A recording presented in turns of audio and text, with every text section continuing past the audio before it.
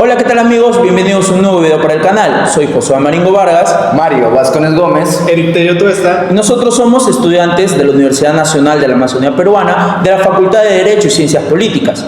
Este video pertenece al curso de obligaciones. En este video vamos a tratar un focus group. ¿Sobre qué tema? Sobre las cláusulas penales. Vamos a ello. Para el desarrollo de este focus group hemos invitado al doctor Eduardo Casana, con registro CAL 2389, egresado de la Facultad de Derecho y Ciencias Políticas de la UNAP, que actualmente se dedica a ser abogado litigante. Para delimitar ciertos puntos es necesario, primero, reconocer cuál es el objetivo principal de este focus group. Evidentemente, vamos a responder a tres preguntas esenciales a las que vamos a llegar al final del focus group a una conclusión de cada una de ellas. Vamos a ver tres temas específicos. En primer lugar, vamos a delimitar cuál es la relación que se tiene entre esta función punitiva de la cláusula penal con el artículo 1346, que se trata de la reducción judicial de la cláusula penal. Luego vamos a ver la equivalencia que se tiene entre el interés moratorio y también la cláusula penal moratoria, para desembocar finalmente en cuál es la diferencia esencial, si es que es igual, o cuáles son las diferencias sustanciales que se tienen entre la indemnización por daños y perjuicios y la cláusula penal como tal. Bien, doctor. Para iniciar, vamos a ver que evidentemente conocemos la función punitiva, esta función que tiene la cláusula penal de castigar el incumplimiento de una obligación. Sin embargo, en el artículo 1346, muchos consideran que la reducción judicial de la cláusula penal que se da en los momentos en los que manifiestamente es una cláusula penal excesiva, esto socava o viola en cierta medida esta función punitiva que se tiene de la cláusula penal. ¿Qué opina usted al respecto? Bien, sobre el punto en particular, cabe precisar que la cláusula penal es un elemento accesorio de los contratos. A la vez, esta misma es fijada por las partes dentro de la libertad o liberalidad que le otorga el derecho civil a los contratantes. Sin embargo, como principio rector del derecho civil, en el Código se establece que este derecho prohíbe el abuso de derecho entre las partes. Por eso considero que la función de los jueces de poder regular o incluso llegar hasta a anular las cláusulas penales excesivas vendría a ser protegiendo este principio y derecho de evitar el abuso de las partes, lo cual no socavaría la función de la cláusula penal, sino al contrario, complementa o le da el beneficio o la seguridad legal de evitar el abuso del derecho, llegando incluso a la usura. Ok, doctor. Respecto a la siguiente pregunta, como sabemos, las cláusulas penales son elementos fundamentales en la contratación. Respecto a esto, permite a las partes tanto prever como regular las consecuencias de algún incumplimiento de alguna obligación. Entonces, nace esta pregunta de que si la cláusula penal moratoria es equivalente al interés moratorio. Bien, en cuanto a la pregunta, la cláusula penal vendría a cumplir la misma función del interés legal o la mora establecida en el Código Civil. Sin embargo, la cláusula penal, al ser un elemento consensuado de liberalidad entre las partes, estas fijan cuánto sería el monto, porcentaje o la forma del pago, incluso de los intereses que pudieran pactarse. Intereses entendemos como intereses moratorios o intereses compensatorios. Y al no existir posiblemente esta cláusula penal, entraría a tallar supletoriamente lo establecido en el Código Civil.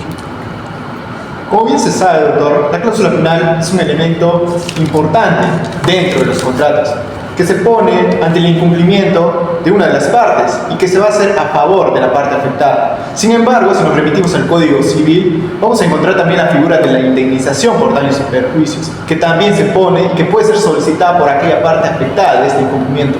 Entonces, ¿se podría decir que la cláusula penal cumple la misma función que la indemnización por daños y perjuicios? En efecto, podríamos señalar que cumple una función similar o una función en parte de lo que vendría a ser los daños y perjuicios. Sin embargo, la cláusula penal, al ser un elemento pactado y consensuado entre las partes, pudiera llegarse a pagar como una parte previa o un complemento o una parte de lo que vendrían a ser los daños y perjuicios, porque entendemos daños y perjuicios como los daños ocasionados por el incumplimiento defectuoso o incumplimiento tardío de los contratos. Sin embargo, es mucho más complejo determinar estos daños y perjuicios, toda vez que hay que tener en cuenta el lucro cesante, el daño emergente, el daño moral. Sin embargo, en la cláusula penal estos ya vendrían simplificados y cuantificados. Bien, doctor, interesante perspectiva la que usted menciona sobre estos 3 puntos que consideramos nosotros es algo esencial en el tema desarrollado de la cláusula penal. Muchas gracias por la explicación que nos ha dado y esperamos verlo en una siguiente ocasión. Gracias a ustedes, un placer. Luego del análisis exhaustivo que hemos hecho sobre los puntos tratados en este focus group, vamos a desarrollar punto por punto las conclusiones a las que hemos llegado.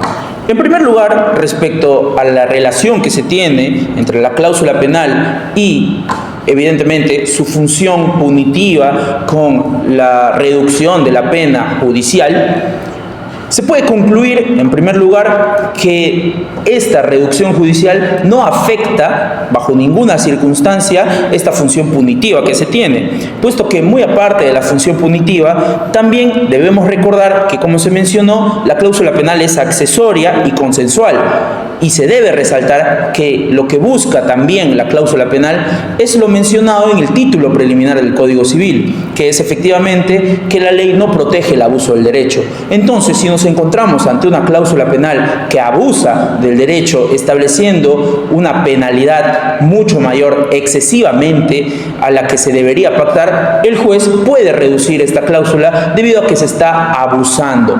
Es una cláusula abusiva y, por lo tanto, encontramos que también es una garantía y una protección a los derechos de ambas partes.